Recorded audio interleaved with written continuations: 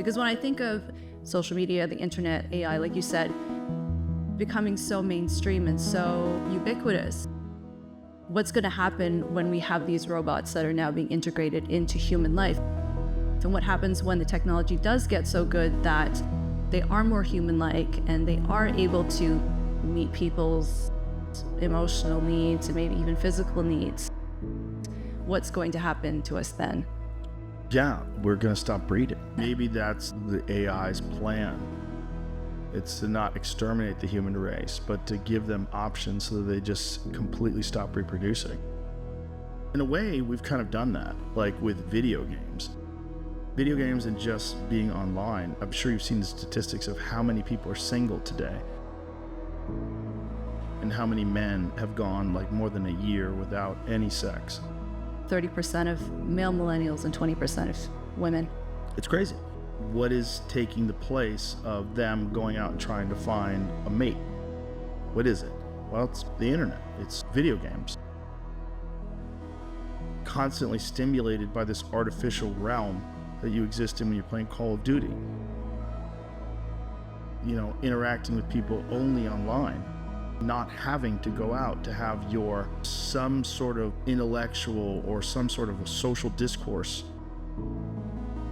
Connection. Yeah, fulfilled in your life. Do you think that fulfillment of connection through online means, do you think that's going to become a replacement for real life interaction eventually? Will for a lot of people. I think there's going to be people that reject it, going to be people that enjoy going outside. And they're giving people advice. Put your phone down. Go outside. Experience the real world. In a lot of cases, it's falling on deaf ears because it's not as fulfilling for people that are uncomfortable with social situations now. Young people in particular are more and more uncomfortable than ever before. They don't have any experience in them anymore. And they're just, most of the time, they're not interacting with people. My genuine fear, my concern, let me say that, we are going to be replaced by an artificial life form. We're going to go extinct. And I think that is probably what we do.